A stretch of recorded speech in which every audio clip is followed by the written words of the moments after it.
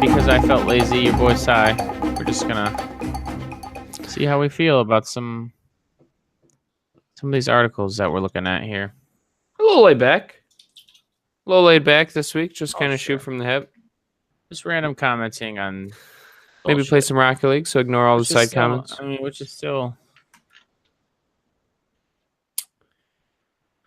what we do every week, anyways. Yes, well, that's fair. Yeah, to a much lesser extent. Do you want to run like the topic? I just have the one monitor, so if you want to. I could run it, but I'm reading through these, and I don't think it's real good. Start with this one. And yeah, go for it. Also, we're in a game, so. Okay. Missouri police searching for marijuana in a stage 4 cancer patient's hospital room. Okay, so. Hang on, I'm going to need details on this one. Oh, sure. Yes, a bit. Because this could be initially that one thing or another real quick. Initially, that seems clickbaity and is going to make me angry. But right. We'll see. I have a bit of background information after reading like a Reddit thread this week and watching the video. So officers were tipped off that there was a marijuana smell from his room. Now, voters approved legalizing marijuana in Missouri last November. Possession is still currently illegal. Yes. Somebody reported a smell in the room. He does have cancer. He is suffering. He is in last days. Yes. Stage 4. Stage 4 is typically the last stage. There is no stage 5. So it just seems like... Bro, you might want to play. Someone... Oh, yeah. So after... Just before you get booted. After skimming through the article, it just seems like someone was upset about smelling marijuana at the hospital, and it was like, fuck this guy. I'm just going to call the cops. So from what I can't just be like, what are we doing here? Well, hold on. Let's slow the roll real quick, right? Number one, the question that I would have is, was he smoking inside the hospital? No. Okay. Does not say that in the article. Okay. Number two, does the hospital have a policy against having any level of medication? It is not smoking at all. Apparently, he had pills. Yep. Okay. So, is what turned up from the police searching. Just pills. So from what I can tell from the video, this guy's very vocal. So all of these people exist on a certain unit at the hospital, and I guess he's very vocal about it. He's very vocal about it with his physician, about how he uses this THC. And it seems like somebody, I mean, and perhaps there was a smell, but as far as he says in the video, all he has are the capsules with like a certain amount of oil in them that he takes. He takes them off hospital property, or at least in the parking lot, if I remember correctly. And it seems like somebody just got a little butthurt that he was being so open and honest about his THC consumption. Okay. It's about, this guy's like 80 some odd. He's a grandfather, I believe, but he's like maybe 60 some odd. I couldn't quite tell in the video, but he's an older gentleman. I think the Three Bros consensus is if he wasn't like smoking, if he was just using these pills and was vocal, nobody cares. If he was smoking, then nobody reasonable cares. Nobody. Well, yeah. He's a stage 4 cancer patient in the last days of his life. This is a completely non. To be honest, if I was at stage 4, if he was actually smoking in the hospital, like if he was, then like, you probably shouldn't do that. But no, there's definitely ways to consume being THC obnoxious that is not smelly. It. Right. Well, not just that. If you're just being obnoxious about it, smoking inside your unit when other people might have, lung problems or whatever, I would totally understand. Right. That has nothing to do with the marijuana. It doesn't matter what you're smoking. Right, sure. A cigar, a cigarette, it wouldn't matter. Yeah, you should be like smoking a blunt in a hospital. Don't do that. Don't do that. No, there's no well there. Don't do that, yo. If I'm stage 4, stage 4, there's no well. Fuck it. Stop it. You always have to consider others around you. If I were stage 4, I would be like, yo, Chad, let's go do ayahuasca, bro. I don't even know what that is. Ayahuasca? Crazy psychedelic drug. Okay, peyote it is. I see you. So... No, yeah, overall, based on what we've read so far, what it sounds like is that someone just is a butthole. And my question then, though, is for the police officers now, like, what Is there still a law that exists that says you can't do this, or what? Why? Oh, for sure. Of course there is, but there is a certain. THC is still illegal. I feel like there's a certain amount of discretion you have as a police officer. Like, you know, the calls that are coming in, you are using your professional judgment to size up these situations. Mm-hmm. And what should happen is they should just not press charges. Yeah. Well, here's the thing, though, right? Just don't press charges. At the end of the day, I want my police officers to be, you know, full conduct of the law. If it's illegal, it's illegal right now. Yes, but you have discretion over how your job gets exercised, right? And if you press charges, you do. I get that. The DA can choose not to press, or I don't even know if it's the DA. Right, and that's not up to. I would imagine it's the DA. Just don't press charges. It's the prosecutor that it's up to. Especially if it wasn't, you know. All right. Anyways, moving on. Let's do another one. Sure. Yeah. Fire it off. This one, I'm not even. It's not on the list. I just want to hear what everybody thinks of Christians asking Trump to sign their Bible. Oh. Oh, dear Christ. This was interesting. Yeah. So this was in Alabama, correct? Yes. So context. Tornado victims. Tornado victims. Trump goes down there. He was at a Baptist church. Not sure why he was at the Baptist church. Not sure if it was part of like raise money, help kind of thing. I'm sure it was, but I don't know. You know, I didn't read it fully through, but yeah, apparently people were going up to President Trump and asking him to sign their Bible. So context matters, right? We all know the joke. Yeah, it wasn't like Trump brought Bibles and was like, I'm going to sign these. No. Right. Well, you guys have you ever watched Step Brothers? Of course. Oh, sure. Right? When he brings out his samurai sword and he says, you recognize that smudge right there? Randy Jackson's signature. Oh, why would you have him sign a samurai sword? It's all I had. You're not going to not ask him for a signature, right?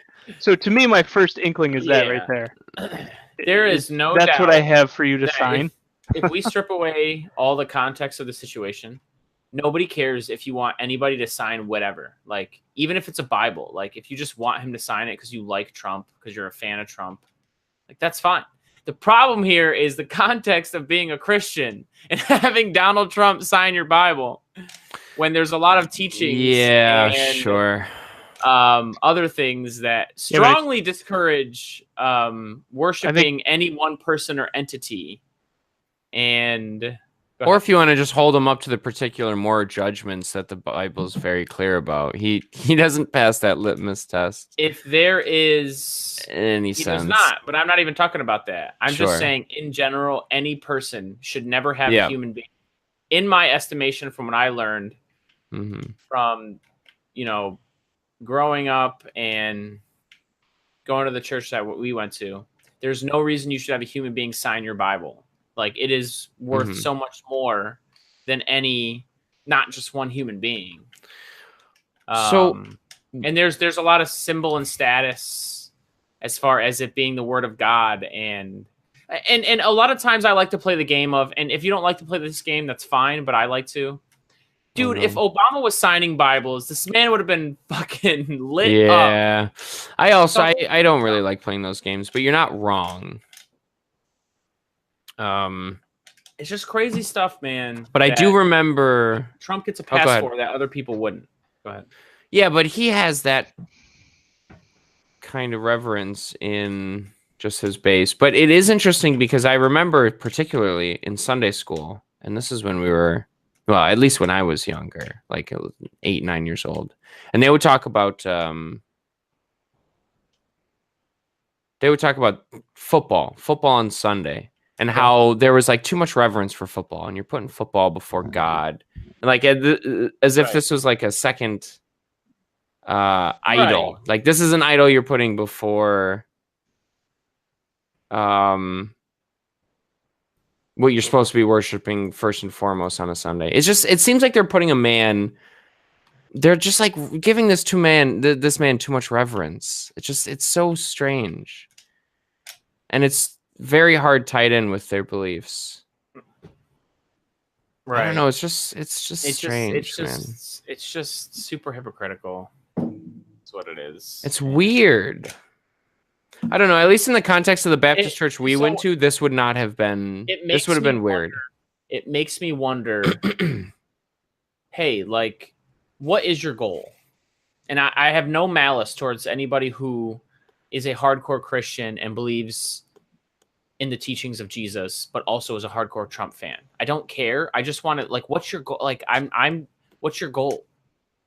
Like, okay, if you are clutching your pearls about Christianity and the teachings of Jesus in the Bible, but you love Trump, like, how do you? I need to know how people square that. I don't get it. I don't get it. And it feels to me like the only way that they would square it, not the only way, I shouldn't say it like that, but one of the big ways that people square it is just because their goal is these few things that they will excuse like take people that we know, for instance. They will, because they're so focused on the abortion debate and abortion and everything about abortion, they don't give a crap about anything else.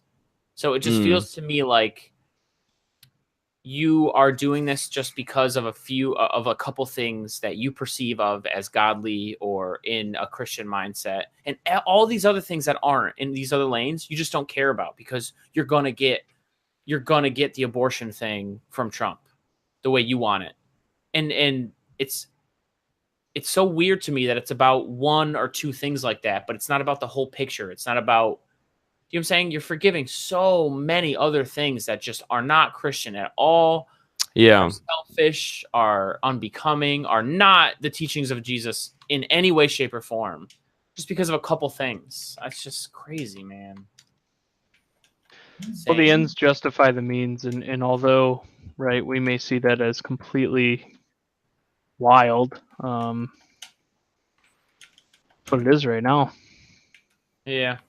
Some people would say the same about the left. Some people would say the same about other people. Literally about everybody. You're right, and that's why for me, that's why for me, it's always important for me to ask people what their mindset is, what their end goal is for their politics, like why they believe in what they believe, because the more you dig into someone, into someone's mindset on those things, you'll learn more about, I think at least, you'll learn more about like just the true meaning behind what they want to accomplish.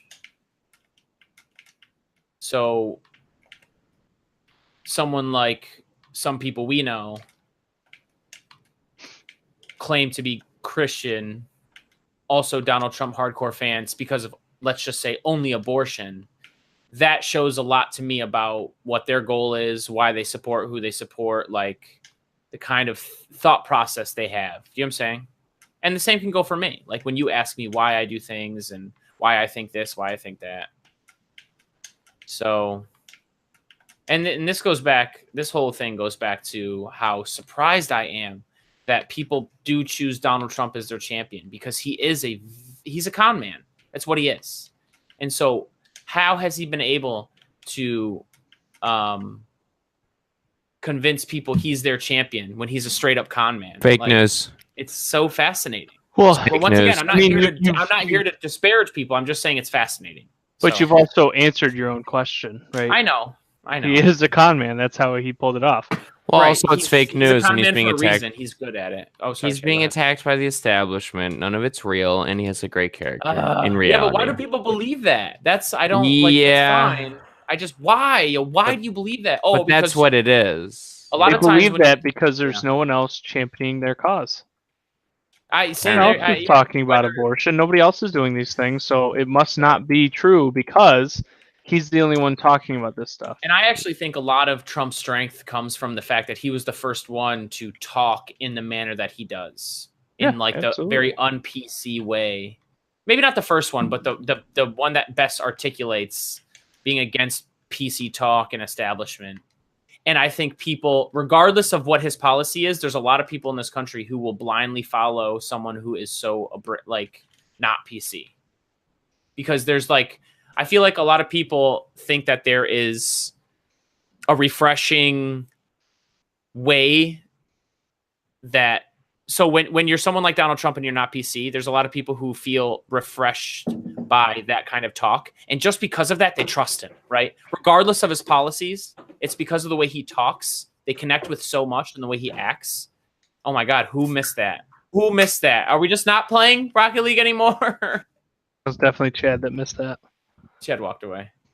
But yeah, I believe that there's a lot of people who just love the way he talks and carries himself. Because of the way he talks and carries himself, they'll just trust him blindly.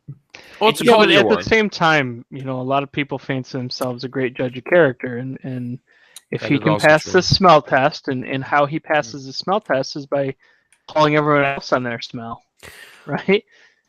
When you sit there, I'm telling you, when you sit there and you say to Hillary Clinton, you should be in jail, right? During a debate, everyone's fired up about it. Yeah, but here's the thing. But you just said you're calling everyone else on their bull. That's what gives you that credibility. And that's fine. But when you say you're calling Hillary Clinton on her bull, are you saying she should be in jail? Is that what you're saying? By lock her? That's not what I'm saying specifically. What I'm saying is that makes people feel like this is someone who's not going to take the bull. Yes, I agree. Going to take the bull by the horns. Yes. Right? Yes, but I just take umbrage with you call them on their bull when it's lock her up, because I don't think Hillary Clinton should be in jail. That's ridiculous. I wouldn't say one way or another. Why would it be ridiculous? From what we know as regular citizens, how about that? Yeah. Say that. I'm not. I'm just asking you. I don't know. I don't know. Well, and that's fine, but we sure do know a lot about, and it's fine. It's reporting. But there can be good reporting. We sure do know a lot about Trump's record of just being a complete shitbag. And yeah, absolutely. Yeah, so look, Trump can call them on their BS. Maybe even Hillary Clinton should go to jail for something we don't know about. Fine. But Trump should too. And I don't understand how he gets the fucking pass. Fine, that's not Hillary Clinton a pass. That's fine. But why does Trump get a pass so much? Right. That's a totally fair point. Me. That's an absolutely fair point. Sure. Yeah. In my terrible attempt to try to explain this. No, I think you did a great job explaining it, and I agree with you. My question now lies in, why does Trump get a pass from all these people as well? Because there's a different level of contempt for those in politics than there are those in the corporate structure. Yeah. That sucks, though. That sucks, man. Well, yeah, and it's also, I think to a larger extent, it's a culture war that's going on. There was something that I posted a while ago. It was a screen. I saw it on Reddit, but it was a screen cap from Twitter, and it was I forgot what it said, but it was it was something along the lines of the left got a little bit too PC, so I changed all of my beliefs about conservatism and politics and education and abortion, and it was like. I don't disagree with that. I see that a lot, though. I exist a lot in the YouTube community, and I have for a while now. And I sort of thrive in the little corners and the little cultural wars that go on. And this whole anti-feminism, feminism is going too far, and leftist culture is going too far. It's too PC. And there's definitely a lot you can say about that, but that doesn't mean that all of a sudden you start aligning yourself with people who are on the other side just for sake of those are the ones opposing that type of culture. Because now you're lining yourself behind a bunch of new beliefs that I don't know you necessarily believe in. I always respect people for being open-minded and critically thinking about, that's the right way to be, right? When I hear that, my first reaction is good for you for being open-minded and just listening to arguments and thinking about things. But yes, there are some people who all of a sudden, because of one little thing, just completely change all their beliefs. Right. And there's not really any substantive arguments. But hang on, let me finish, Caleb. Yeah. But the same thing can be said for not just people who leave the left, but every single, we need to be careful about rejecting a whole, thought process or ideology just because we nitpick at it's not just them doing it. It's literally everybody. Yeah, and this is always why I'm you need to bring your. Oh my god, that was amazing! And this out of control. I was trying to save that punch. The Three Bros podcast where we play Rocket League and another crazy save. Wow, we both shit about crazy stuff. So, oh my god! Go ahead, Kim. Please go ahead. I definitely hear what you're saying. I think the problem is though that people tie their identity and their thought process to a singular thing, right? Whether it's whether it's PC culture, whether it's abortion, whether it's right? Universal basic income, right? Most people tie their identity to one or two specific things. So when people really care about society, when they really care about PC culture, you're going to get a few people that are like, this isn't for me anymore. The other side looks like they're doing it right. So they're seeing these things as one side or the other, and they're putting all their eggs on one basket. But they're not. Here's the thing, though, is that so if you look at it slightly differently, there's the left, right? And within the left, you have 1,000 baskets, and on the right, you have 1,000 baskets. They're merely taking their one egg out of one basket, putting it into the other basket. That doesn't necessarily mean they're voting on it. That doesn't necessarily mean that they're actually doing anything about it. They're just saying that they're not comfortable with the way PC culture has occurred to this point. Can I say really quickly, too? But I brought this point up a lot of times on the podcast. It's always not the majority. It is not the majority. It is a few people. And it seems like a few people, when they're loud enough, have too much sway in the discussion these days. Go ahead. The problem is the way our elections unfold is that it doesn't need to be the majority. You just need a sizable enough audience of fickle people to sway these elections. So for the most part, people vote reliably. So it's not the ones that are steadfast in their convictions that are affecting elections. It's the ones that are finicky and are fickle. It's those good-sized minorities. It's the people like me.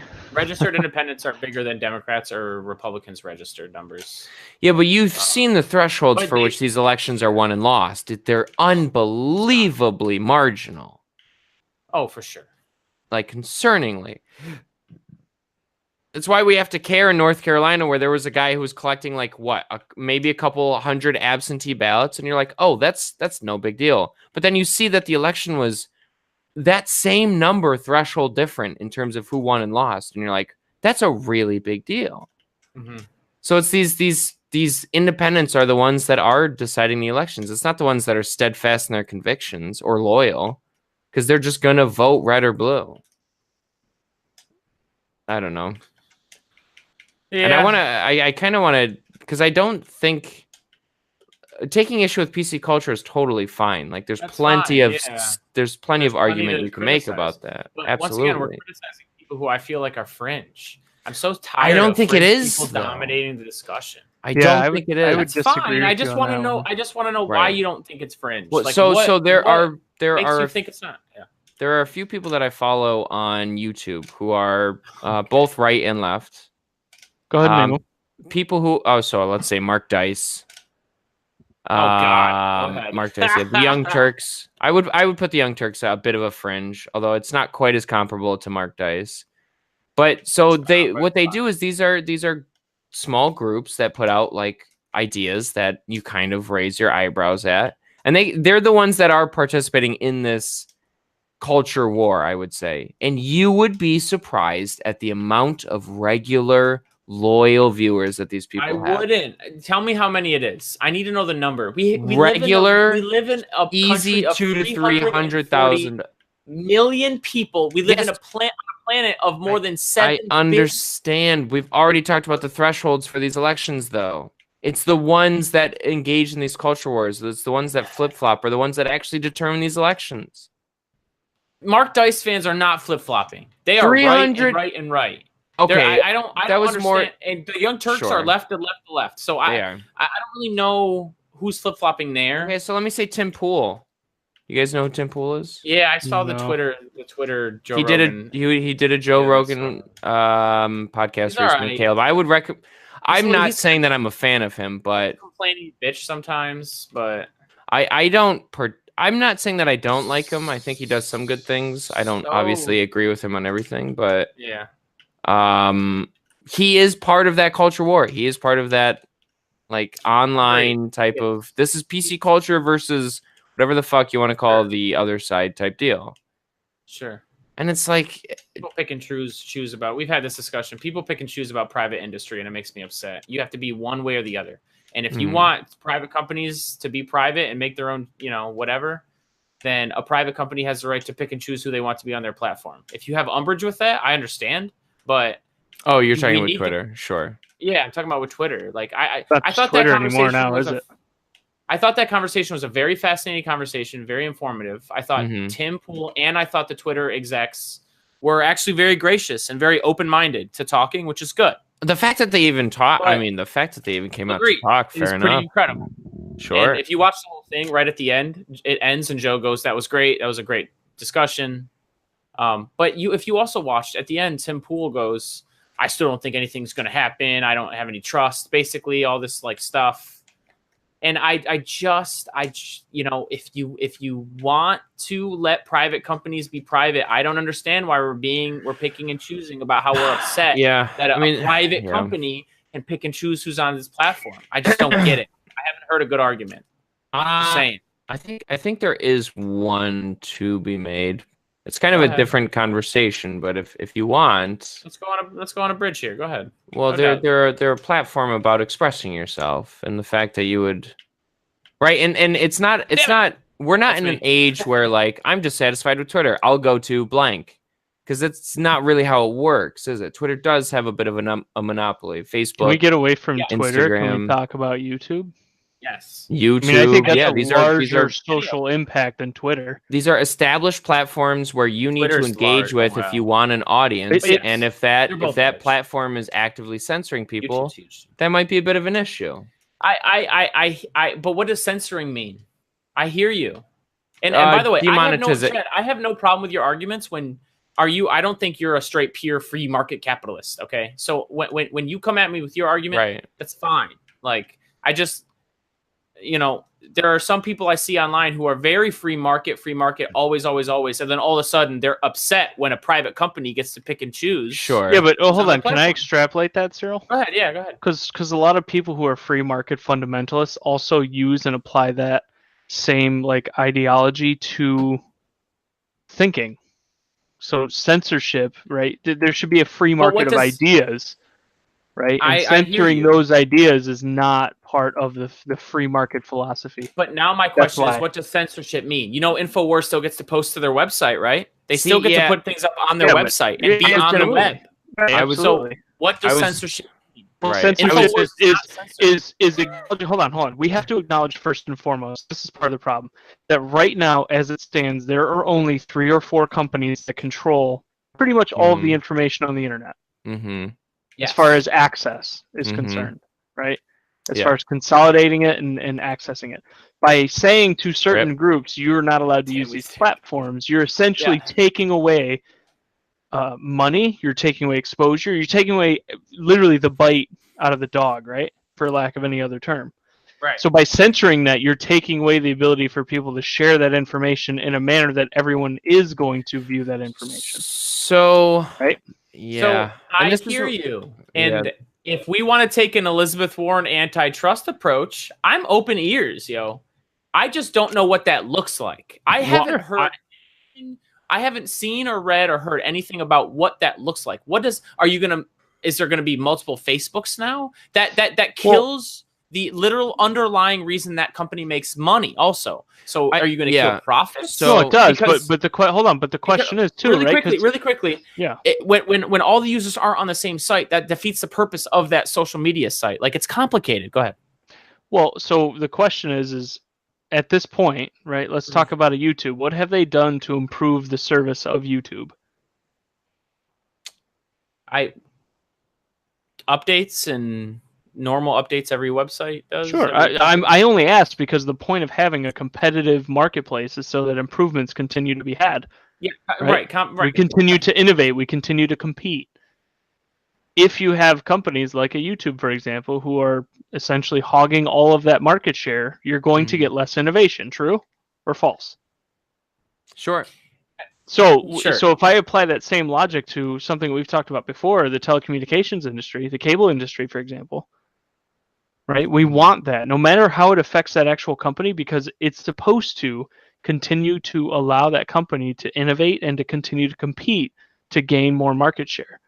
And there are times where you get to a point where, and this has been my argument for cable, for example, is that the cost of starting a company now to compete with those companies is so astronomical that no one can compete. That's not how you have a healthy marketplace, correct? I agree. Look, everything you're saying is I agree. I just once again, I don't know what breaking up these websites looks like. Well, hold on, but we've gone into a different discussion now, right? Initially, we were talking about. No, I know, but I just want to get back to the initial thing. Originally, we were talking about how this applies to people who are free market people. And free market people think first and foremost there should always be a free market period that includes commerce, capitalism, ideas, speech, etc. Et you're right. I hear you. So I think that's where that's coming from. But speech is a little. I don't know what that looks like. I hear you. Because I think what that looks like isn't necessarily as like if you're someone who thinks that profits drive innovation, profits, and that's the number one thing that we should be hitting. Mm-hmm. Like that's not breaking up these companies isn't going to help that necessarily. But I think most people that would argue that, Cyril, specifically, don't argue that profits drive innovation. They argue that competition drives innovation. Innovation in what, though? This is where I take innovation in the product and the service. You cannot. What is the product? This is why I don't think you can compare it to telecommunication companies in this sense, because we're just talking about the free exchange of ideas. And the real issue that Alex Jones wants to tell you is not that he's being censored, because yes, YouTube is a platform and they're a very popular platform, but there's a million other places he can put his ideas. He's upset that he can't commercialize what he's saying anymore. Your ideas are still free to be expressed. Nobody's censoring you. You just can't make money from having that audience anymore. At least not in that regard. You can still get your ideas out. And I feel like ultimately that's what's important in free speech. So not that you can commercialize your ideas, but that you get to express them, and you absolutely still can. Right. So let me go back, though. Somebody like Alex Jones, though, I'm 99% sure wasn't monetized anyway. That videos weren't monetized through YouTube anyway. I'm 99% sure that ads were not popping up on Alex Jones' channel. No, Caleb's right. I'm sure they were demonetized like 2-3 years ago, right? Yeah, YouTube. So the argument, so to talk about what Chad is saying, hold on. But you still reach a larger audience with your Patreon link in the description. Go ahead. But even more so, you reach a larger audience just by being on YouTube.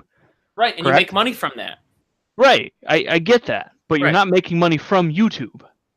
But it's helping you make money. But what purpose does YouTube then have for saying you can't be on here anymore? What is the crux of that argument? YouTube's also trying to make money. If you're damaging YouTube's by spreading conspiracy theories and accusing parents in Connecticut of faking a children's shooting, then totally YouTube understand. Can say, listen, I totally understand, and that means you demonetize him. Yes.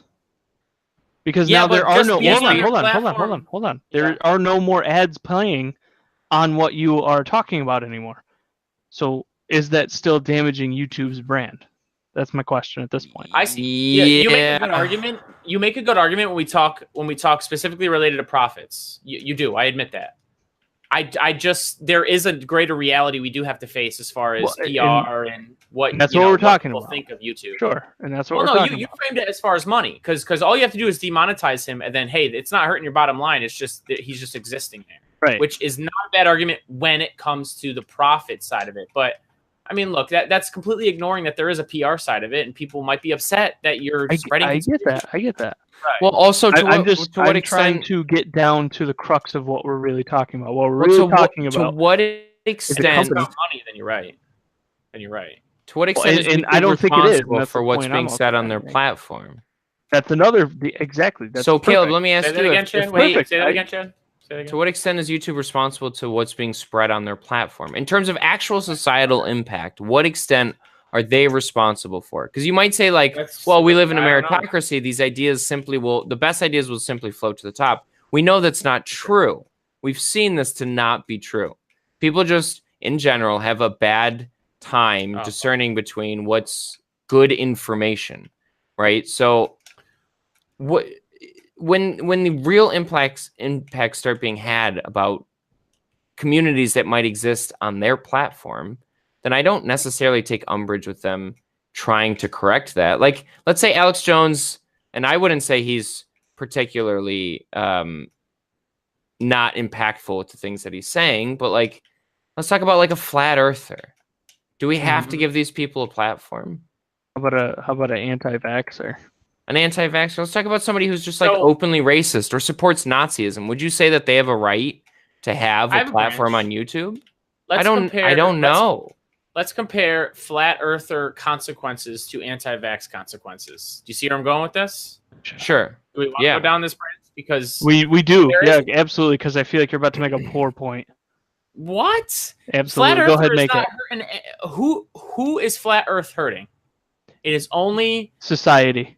Oh, but in what way, yo? In all seriousness. If you have a growing number of people that continue to think that the flat Earth or the Earth is in fact flat, right? Slowly but surely, you will continue to have people in politics who will decide to take money away from NASA because the Earth is flat. There's nothing to study in space. So we should censor. Extremely dangerous thing. What is the more devastating impact on society? Fine, that's fine. Flat Earthers, if it spreads, if it gets bad, whatever. Like, you're not wrong. Let's talk about not even just the more immediate impact, the more devastating impact on society. Right. People who literally don't vaccinate their children, or just people who believe that the Earth is flat. There is no question that the more immediate and more long and more devastating impact on society is anti-vax. I wouldn't say that. I wouldn't say that. Why? It's absolutely more immediate, absolutely, but I don't necessarily agree. Did you know? I don't know if long term. I don't know if I'm with you in the long term. If you have the vaccination for measles, did you know that you're not 100% necessarily covered? Yeah. Did you fucking know that? Yeah. Okay. So anybody who is perpetuating any sort of encouraging spreading of measles or any dangerously contagious disease is contributing massive harm to society. Hold on, but we're not disagreeing with you. What we're merely saying, though, is that we believe that maybe the long-term impact would be more egregious. But why? For flat Earth? Taking away things like... Well, Cyril, ask yourself, would you rather everybody be anti-vax or flat Earth? Everybody. Every single person. I'd rather everybody be flat Earth. That's you need to think about the implications of that. Just tell me why. But Chad, just tell me why. Why do you think that is not? Why do you think it's flat Earth? The amount of things the amount of things you need to deny as part of just reality as a anti-vaxxer is incredibly less. Okay, but what does that lead to as far as direct harm on society?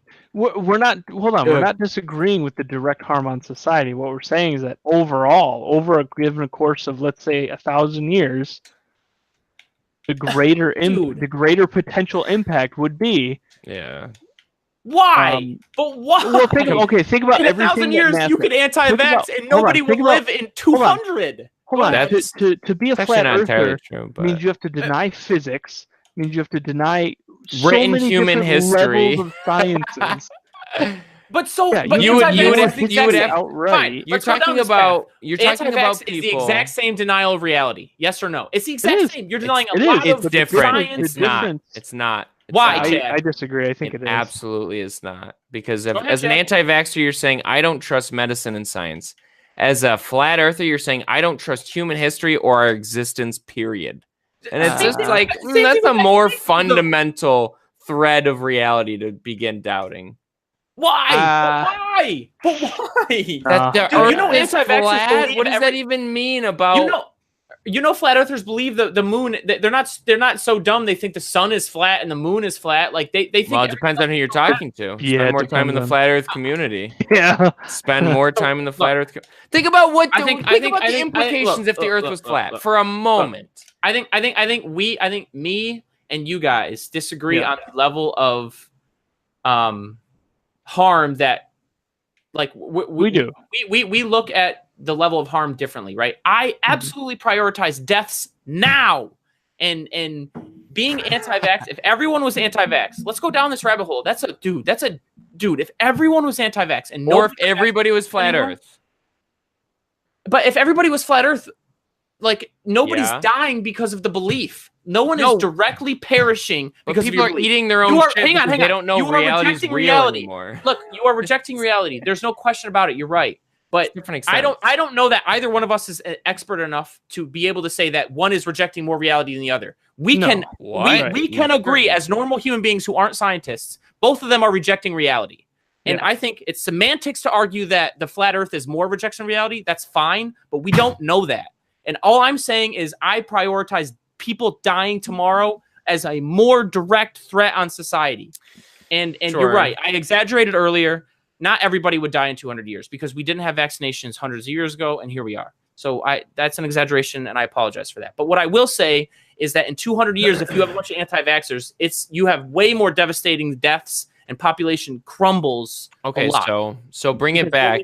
Is built off vaccines. Go ahead. Let's bring it back to what we were talking about then. Do you deplatform these people? Not that you're censoring them as a whole from spreading their ideas on the internet, but do you deplatform these people from popular platforms? Because Caleb, we Cyril brought up really the crux of the argument here. I super cringe at that, but yeah, I mean, because your ideas your ideas still exist. You just can't popularize them anymore, which I think I'm okay with, because if an idea is good, then it really will find the light of day. Meritocracy works in that sense. Yeah.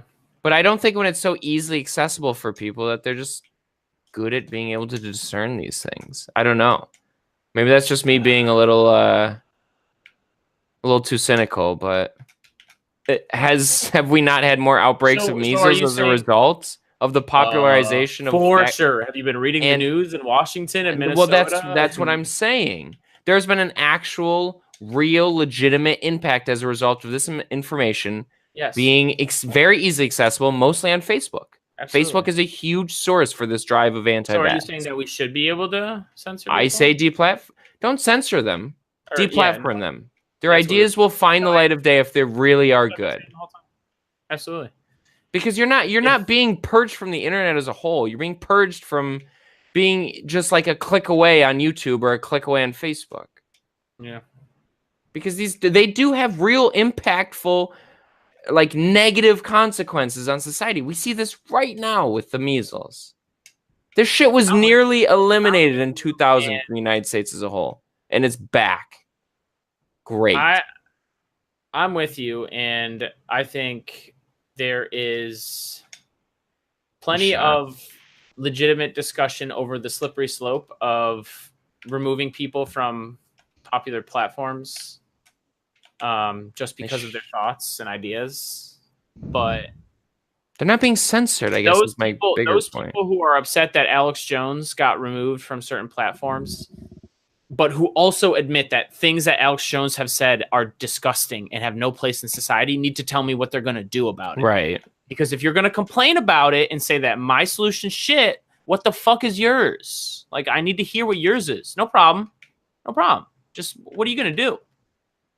Now, if someone says, oh, Alex Jones should be able to deny Sandy Hook and go after these parents, blah, blah, blah. No, well, then I can't even with you. I can't defend that. I cannot defend that. I can't even with you. I don't know that Caleb would, but I mean, Caleb obviously doesn't think these people should be deplatformed. Where did Caleb come from? That was out of left field. Well, no, because he doesn't think they should be deplatformed, as far as I can tell. I have yet to make an argument for or against either. Okay. Yeah, I'm just trying to pose a different way of looking at the actual problem itself. And you're right. There is if we get an entity, regardless of if it's government or any private entity, that's so big that they can control narratives, that's a scary thing. Absolutely, it is. It's a scary thing. And we've seen it already, for sure. But we also have to balance, once again, that's why I said we also have to balance the idea that, like, well, look, if we can agree that Alex Jones isn't good, then what are we going to do about Alex Jones? If the answer is nothing, I don't know if I can support that. It's just tough. Well, not when there's real discernible impacts that they are having. Yeah, it's the problem though is where does that line stop, right? And I'm not talking specifically about any I don't know how you would call it. I'm not talking about any conspiracy company or anybody else that would be able to or not be able to censor someone either way. But like, my fear is does that spill over into the academics, right? Because you have now been able to censor somebody here. Can you do it in places that definitely shouldn't be censored, right? And for me, academics is a place that should not be censored. Although my trust in it is dying every day, unfortunately. I don't know if you saw the papers that those guys wrote. Academics? Wait, what?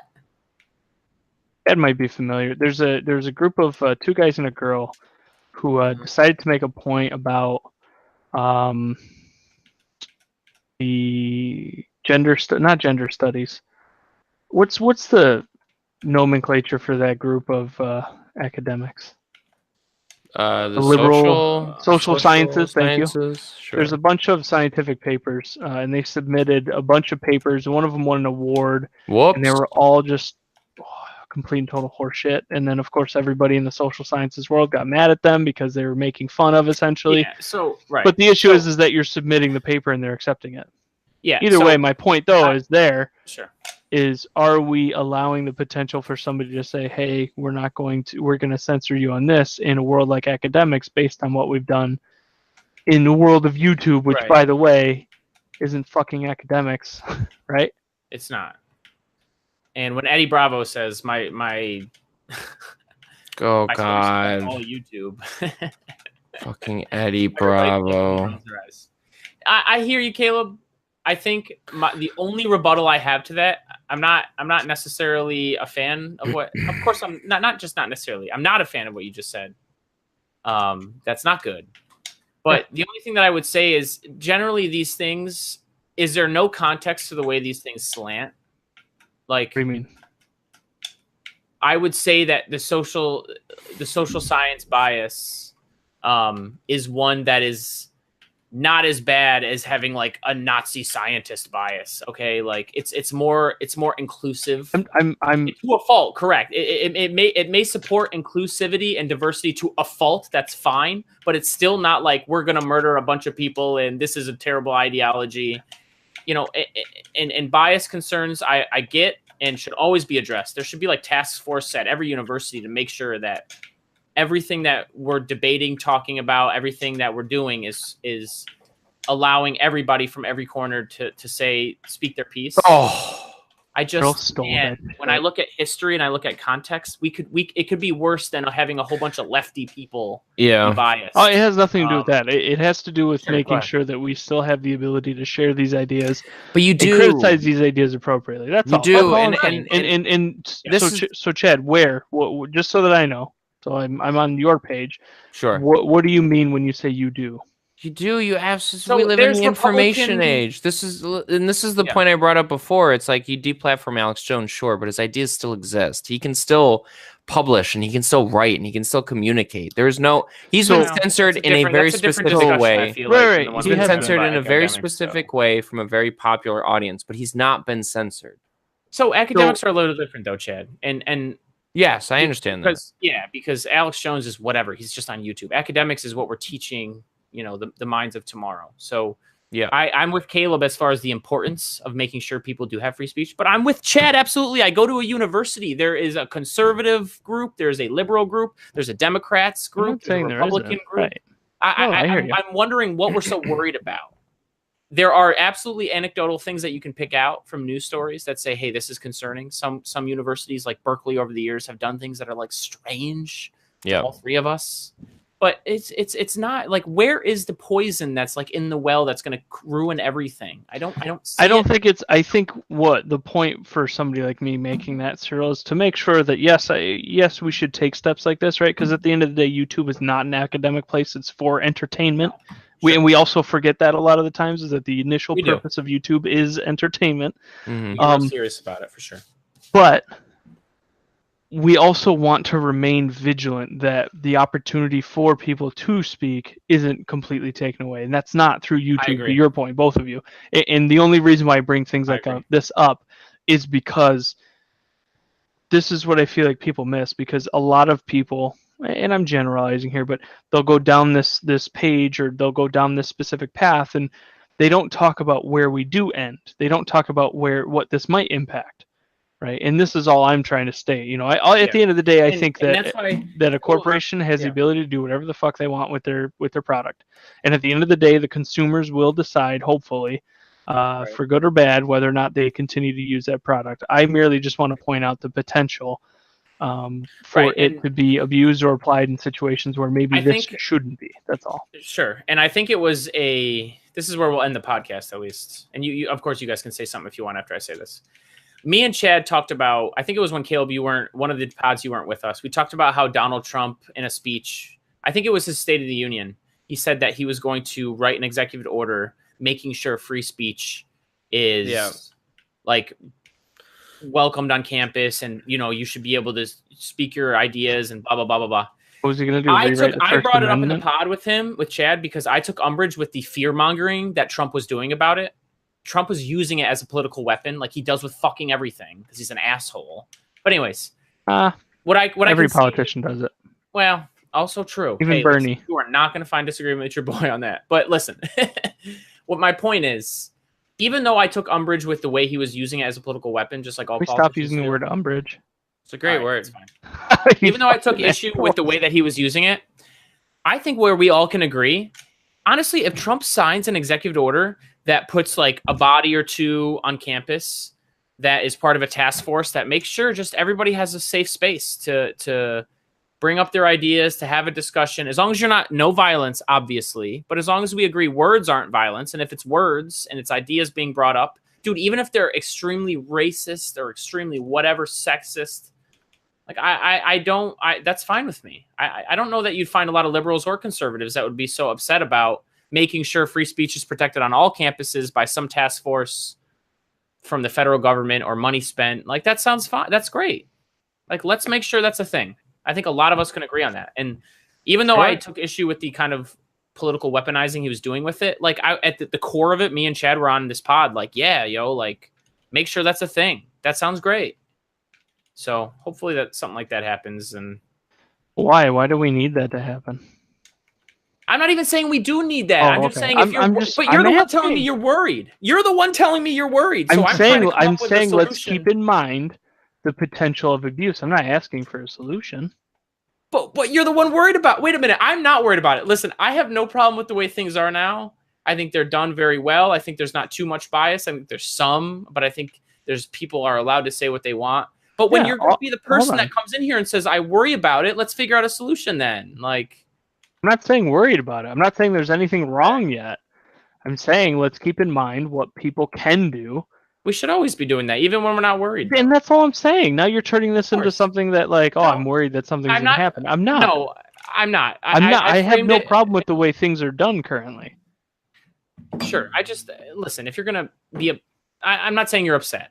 I'm trying to, I framed the way you brought that up in a wrong way, but still, if you're going to be worried about something, there's a reason you're bringing it up, right? Like, no, like I'm bringing it up because history repeats itself.